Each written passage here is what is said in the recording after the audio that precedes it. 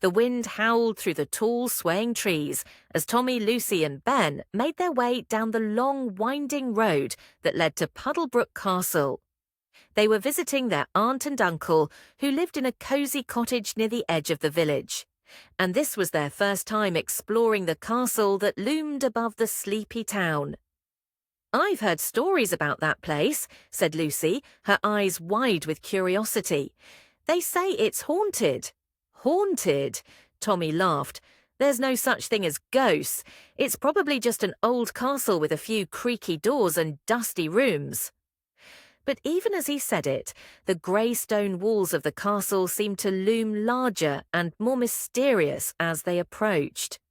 It was an ancient building, with ivy crawling up the sides and windows that looked as though they hadn't been cleaned in centuries.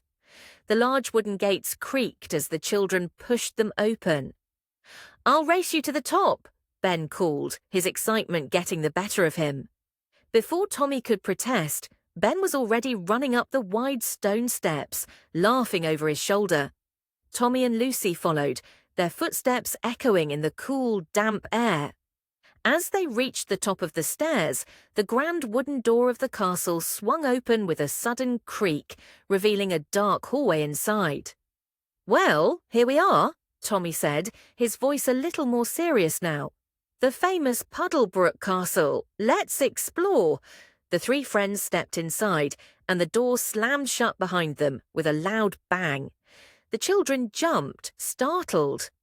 "That wasn't funny, Ben," Lucy said, her voice trembling slightly. "I didn't do it," Ben replied, looking wide-eyed. The air in the castle was damp and chilly, and the hallways seemed to stretch on forever, lined with tall, narrow windows and faded portraits. The children took their first steps deeper into the castle, their footsteps echoing eerily. "Let's go upstairs," Lucy suggested, always the brave one. "The stories say the ghost is often seen on the upper floors." "Ghosts aren't real," Tommy insisted, but even he felt a shiver run down his spine. As they climbed the narrow staircase, they heard a soft, distant sound, like a whisper.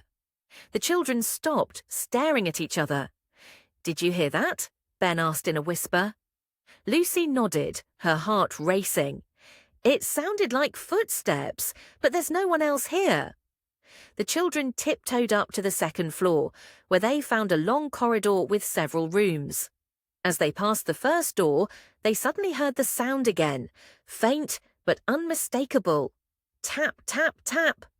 "Maybe it's just the wind," Tommy said, but even his voice had a quiver to it now. The sound grew louder, coming from the end of the corridor. The children hesitated, but, being as brave as they were, decided to investigate. Slowly, they walked toward the sound, their footsteps muffled by the thick carpet on the floor. As they reached the final door, the tapping stopped. Lucy opened the door cautiously. Inside, a dim light flickered from a single candle on the mantelpiece. The room looked ordinary enough, old furniture covered in dust, a large mirror on the wall.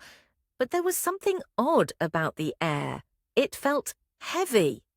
"Let's get out of here," Ben said suddenly, his eyes wide.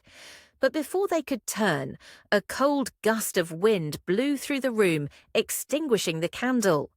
The door slammed shut behind them with a thunderous crash, and the children gasped in horror. In the dark, a faint glow appeared in the corner of the room.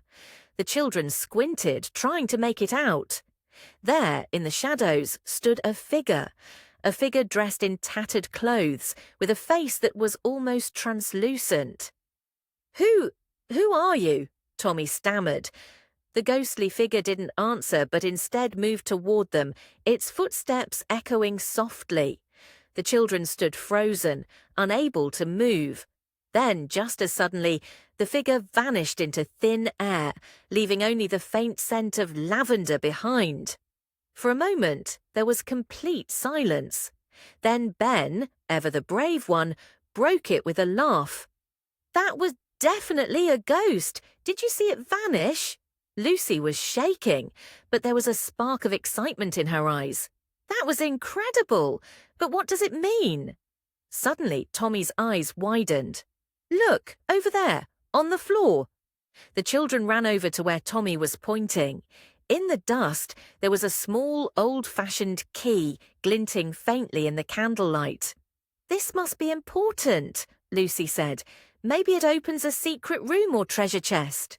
Or maybe it's the key to the mystery of the ghost, Ben added eagerly. The children exchanged determined looks.